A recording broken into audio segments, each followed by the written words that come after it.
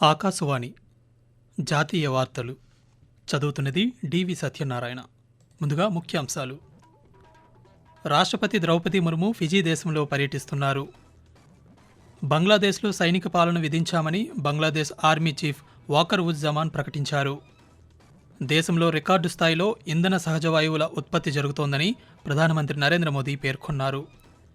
కేంద్ర ప్రభుత్వం ఆరోగ్య రంగానికి అత్యంత ప్రాధాన్యతనిస్తోందని కేంద్ర ఆరోగ్యం కుటుంబ సంక్షేమ శాఖ మంత్రి జేపీ నడ్డా అన్నారు. వార్తల వివరాలు. రాష్ట్రపతి ద్రౌపది ముర్ము విదేశీ పర్యటనలో భాగంగా ఈరోజు ఫిజీలోని నాడీకి చేరుకున్నారు. ద్రౌపది ముర్ముకు ఫిజీ దేశపు ఉప ప్రధానమంత్రి విలియం గవోకా, భారత రాయబారి పిఎస్ కార్తికేయన్ సాదర స్వాగతం పలికారు. ఫిజీ పర్యటనలో ఉన్న రాష్ట్రపతి రేపు ఎల్లుండి సువా, నాడీలోని పలు అధికారిక సమావేశాల్లో పాల్గొంటారు. ఫిజీ అధ్యక్షుడు విలియం కటోనివెరే, ప్రధానమంత్రి సితివేని రబూకాతో రాష్ట్రపతి ద్వైపాక్షిక సమావేశాలు నిర్వహిస్తారు. అనంతరం జరిగే కార్యక్రమంలో ఫిజియన్ పార్లమెంటునుద్దేశించి రాష్ట్రపతి ప్రసంగించనున్నారు. సువాలోని గాంధీ మెమోరియల్ కళాశాల, నాడీలోని శ్రీ శివసుబ్రహ్మణ్య స్వామి ఆలయాన్ని ద్రౌపది ముర్ము సందర్శిస్తారు. కాగా ఫిజీ దేశంలో భారత రాష్ట్రపతి పర్యటించడం ఇదే మొదటిసారి. బంగ్లాదేశ్లో గత కొన్ని రోజులుగా జరుగుతున్న హింసాత్మక పరిస్థితుల నేపథ్యంలో ప్రధానమంత్రి షేక్ హసీనా ఈరోజు సాయంత్రం ఆమె పదవికి రాజీనామా చేశారు. బంగ్లాదేశ్లో ప్రభుత్వ ఉద్యోగాల్లో రిజర్వేషన్లకు సంబంధించి గత కొన్ని రోజులుగా చేపట్టిన నిరసనలు హింసాత్మకంగా మారడంతో రాజకీయ సంక్షోభం నెలకొంది. ఈ మేరకు ప్రధానమంత్రి రాజీనామా చేయడంతో బంగ్లాదేశ్ సైన్యం నియంత్రణలోకి వెళ్లింది.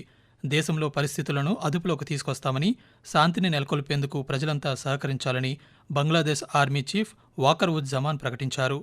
త్వరలోనే తాత్కాలిక ప్రభుత్వాన్ని ఏర్పాటు చేస్తామని వెల్లడిస్తూ Hasina has resigned. She has landed at Tripura. The army has taken over. The curfew imposed in Bangladesh had not been adhered to. The students are out on protest. 13 policemen had lost their lives. But outside interference in Bangladesh is not ruled out. Though India had issued advisory for all the Indians not to travel to Bangladesh. We sincerely hope that Bangladesh, which is a neighbor and with whom we've had excellent relations, return to normalcy at the early. దేశంలో record స్థాయిలో ఇంధన సహజ వాయువులు, gas ఉత్పత్తి జరుగుతోందని ప్రధానమంత్రి నరేంద్ర మోదీ కొనియాడారు. ఉత్పత్తి రంగంలో దేశం సరికొత్త రికార్డును సాధించిందని కేంద్ర పెట్రోలియం శాఖ మంత్రి హర్దీప్ సింగ్ పూరి సామాజిక మాధ్యమంలో పంచుకున్న విషయంపై ప్రధానమంత్రి స్పందిస్తూ 2020-21లో గ్యాస్ ఉత్పత్తి 28.7 బీసీఎం ఉండగా 2023-24లో 36.43 బీసీఎంకి పెరిగిందని ప్రధానమంత్రి అన్నారు. గ్యాస్ ఉత్పత్తి రంగంలో అభివృద్ధి చెందిన దేశంగా భారతదేశాన్ని నిలపాలన్న సంకల్పంలో ఇంధన రంగం స్వావలంబన ముఖ్య పాత్ర పోషిస్తోందన్నారు. ఈ ఘనత సాధించినందుకు సామాజిక మాధ్యమం వేదికగా దేశ ప్రజలను ప్రధానమంత్రి అభినందించారు. కేంద్ర ప్రభుత్వం ఆరోగ్య రంగానికి అత్యంత ప్రాధాన్యతనిస్తోందని కేంద్ర ఆరోగ్య కుటుంబ సంక్షేమ శాఖ మంత్రి జేపీ నడ్డా అన్నారు.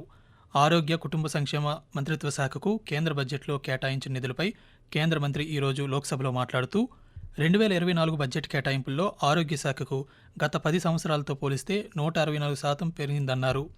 ప్రభుత్వం ఆరోగ్య బడ్జెట్ను క్రమంగా పెంచుతోందని, ప్రస్తుతం ఇది జీడీపీలో 1.9% చేరుకుందని ఆయన తెలియజేశారు. ఆయుష్మాన్ భారత్ అమలు, ఉచిత ఔషధాలు, ఉచిత ఆరోగ్య పరీక్షల కారణంగా ప్రజలు చేసే ఖర్చు 62% నుండి 47%కి తగ్గిందని కేంద్ర మంత్రి తెలిపారు. జాతీయ ఆరోగ్య మంత్రిత్వ శాఖ ఆధ్వర్యంలో జిల్లా ఆసుపత్రులు, ప్రాథమిక ఆరోగ్య కేంద్రాలు, ఆయుష్మాన్ ఆరోగ్య కేంద్రాలను బలోపేతం చేయడానికి కేంద్ర ప్రభుత్వం రాష్ట్రాలకు ఆర్థిక సాంకేతిక సహాయాన్ని అందిస్తుందన్నారు. కేంద్ర ప్రభుత్వం మొత్తం 22 ఎయిమ్స్లను మంజూరు చేయగా వాటిలో 18 పనిచేస్తున్నాయని, 4 నిర్మాణంలో ఉన్నాయని తెలియజేస్తూ बहुत सारे सदस्यों का सुझाव 2 विषयों पर था. एक तो हेल्थ का बजट बढ़ाया जाए और दूसरा आउट ऑफ पॉकेट एक्सपेंडिचर कम किया जाए. 2013-14 में बजट 33,278 करोड़ रुपए थे. आज वही बजट 90,958 करोड़ रुपए हो और ये एलोकेशन लगभग 164%, 164% का इजाफा इंक्रीज हुआ है. यह अपने आप में बताता है कि हमने प्रायोरिटाइज करने में हेल्थ को कितना महत्वपूर्ण स्थान दिया है. ఆకాశవాణి జాతీయ వార్తలు వింటున్నారు. పశ్చిమాసియాలో పెరుగుతున్న ఉద్రిక్తల కారణంగా ఇజ్రాయెల్ దేశంపై ఇరాన్, హిజ్బుల్లా ప్రతీకార చర్యలకు పాల్పడే అవకాశం ఉందని G7 విదేశాంగ మంత్రులకు America secretary of state Antony Blinken హెచ్చరిక జారీ చేశారు. ఇటీవల హమాస్, హిజ్బుల్లాలో కీలక వ్యక్తుల హత్యల నేపథ్యంలో ఇరాన్, హిజ్బుల్లా, ఇజ్రాయెల్పై ఏ క్షణమైనా ప్రత్యక్ష యుద్ధానికి దిగవచ్చని G7 దేశాలకు ఆయన తెలియజేశారు. రాబోయే 48 గంటలు ప్రస్తుత పరిస్థితులపై అప్రమత్తంగా ఉండాలని ఆ దేశాలకు ఆయన సూచించారు. జమ్మూ కాశ్మీర్కు ప్రత్యేక హోదాను కల్పించే 370 ఆర్టికల్ను కేంద్రం రద్దు చేసి ఈ రోజుకి 5 సంవత్సరాలు పూర్తయ్యాయి. ఈ నేపథ్యంలో కేంద్ర ప్రభుత్వం అత్యంత అప్రమత్తతో వ్యవహరిస్తూ ముందస్తు జాగ్రత్త చర్యలు తీసుకుంటోంది. ఇటీవల ఉగ్రవాదుల దాడులను దృష్టిలో ఉంచుకొని భద్రతా బలగాలను అప్రమత్తం చేసింది. జవాన్ల కాన్వాయ్పై దాడి జరిగేందుకు అవకాశం ఉందన్న నిఘా వర్గాల సమాచారం మేరకు వాటి రాకపోకలపై కఠిన ఆంక్షలు విధించామని సంబంధిత అధికారులు తెలియజేశారు. అలాగే భద్రత కారణాల దృష్ట్యా అమర్నాథ్ యాత్రను ఒకరోజు తాత్కాలికంగా నిలిపివేశారు. దేశీయ స్టాక్ మార్కెట్ సూచీలు ఈరోజు భారీ నష్టాల్లో ముగిశాయి. సెన్సెక్స్ 2222 పాయింట్లు, నిఫ్టీ 662 పాయింట్లు నష్టపోయాయి.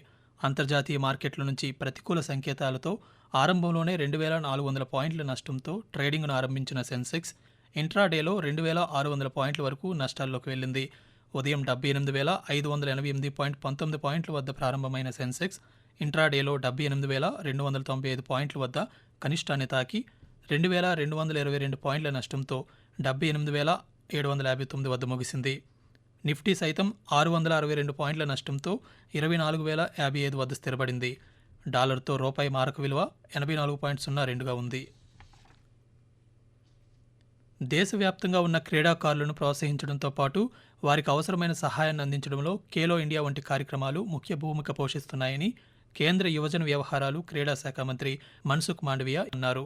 ప్యారిస్లో జరుగుతున్న 33వ ఒలింపిక్ క్రీడలను పురస్కరించుకొని కేంద్ర కమ్యూనికేషన్ శాఖ మంత్రి జ్యోతిరాదిత్య సింధియాతో కలిసి మన్సుఖ్ మాండవియా ఈరోజు 4 స్మారక తపాలా స్టాంపులను విడుదల చేశారు.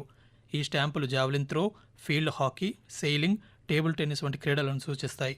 ఈ సందర్భంగా కేంద్ర మంత్రి డాక్టర్ మన్సుఖ్ మాండవియా ప్రసంగిస్తూ ఈ ఏడాది ఒలింపిక్స్లో పాల్గొంటున్న 117 మంది ఆటగాళ్లలో 29 మంది క్రీడాకారులు ఖేలో ఇండియాకు చెందినవారని తెలిపారు. ఉత్తరాఖండ్లో సంభవించిన భారీ వర్షాల నేపథ్యంలో కేదార్నాథ్ యాత్రకు వెళ్లి మార్గమధ్యంలో చిక్కుకున్న యాత్రికులను భారత వైమానిక దళం IAF, NDRF బృందాలు హెలికాప్టర్ల ద్వారా సురక్షితంగా తరలిస్తున్నారు. M-17 హిందుస్థాన్ ఏరోనాటిక్స్ లిమిటెడ్ హెలికాప్టర్లు, చినూక్ హెలికాప్టర్లు సహాయక చర్యల్లో భాగమయ్యాయి. సుమారు 133 మంది యాత్రికులను IAF దళం రక్షించింది. ప్రస్తుత ఆర్థిక సంవత్సరానికి గ్రామీణ ప్రాంతాల్లో క్షేత్రస్థాయి నిల్వలు 25.46 లక్షల కోట్ల రూపాయలకు పెరిగిందని కేంద్ర ఆర్థిక శాఖ సహాయ మంత్రి పంకజ్ చౌదరి తెలిపారు. లోక్సభలో ఈరోజు ఆయన మాట్లాడుతూ 2014లో 7.3 లక్షల కోట్ల రూపాయల నుంచి 2024 నాటికి 25.46 లక్షల కోట్ల రూపాయలకు పెరిగిందని, తద్వారా ప్రజలు ప్రయోజనాలు పొందుతున్నారని తెలిపారు. కేంద్ర ప్రభుత్వం యువత కోసం ముద్రా యోజన, స్టార్టప్ ఇండియా వంటి అనేక పథకాలను అమలు చేసిందన్నారు. కేంద్ర బడ్జెట్లో యువత కోసం ఇంటర్న్షిప్ పథకాన్ని ప్రకటించిందని, ముద్రా పథకం కింద రుణ సదుపాయాన్ని 10 లక్షల నుండి 20 లక్షల రూపాయలకు పెంచామని కేంద్ర మంత్రి వెల్లడించారు. ప్యారిస్ ఒలింపిక్స్ టేబుల్ టెన్నిస్ జట్టు ఈవెంట్లో భారత్ క్వార్టర్స్కు చేరుకుంది. ప్రీ క్వార్టర్స్లో 3-2 తేడాతో రొమేనియాపై విజయం సాధించింది. ఈరోజు జరిగిన 16వ రౌండ్ మ్యాచ్లో భారత్ రొమేనియాపై 3-2 తేడాతో గెలుపొందింది. దీంతో మనికా బాత్రా, ఆకుల శ్రీజ, అర్చనా కామతులతో కూడిన భారత త్రయం ఒలింపిక్స్లో టేబుల్ టెన్నిస్ మహిళల జట్టు విభాగంలో క్వార్టర్ ఫైనల్స్కు చేరుకున్నారు. జాతీయ వార్తలు ముగించే ముందు ముఖ్యాంశాలు మరోసారి. రాష్ట్రపతి ద్రౌపది ముర్ము ఫిజీ దేశంలో పర్యటిస్తున్నారు. బంగ్లాదేశ్లో సైనిక పాలన విధించామని బంగ్లాదేశ్ ఆర్మీ చీఫ్ వాకర్ ఉజ్ జమాన్ ప్రకటించారు. దేశంలో రికార్డు స్థాయిలో ఇంధన సహజ వాయువుల ఉత్పత్తి జరుగుతోందని ప్రధానమంత్రి నరేంద్ర మోదీ పేర్కొన్నారు. కేంద్ర ప్రభుత్వం ఆరోగ్య రంగానికి అత్యంత ప్రాధాన్యతనిస్తోందని కేంద్ర ఆరోగ్య కుటుంబ సంక్షేమ శాఖ మంత్రి జేపీ నడ్డా అన్నారు. ఆకాశవాణి జాతీయ వార్తలు ఇంతటితో సమాప్తం.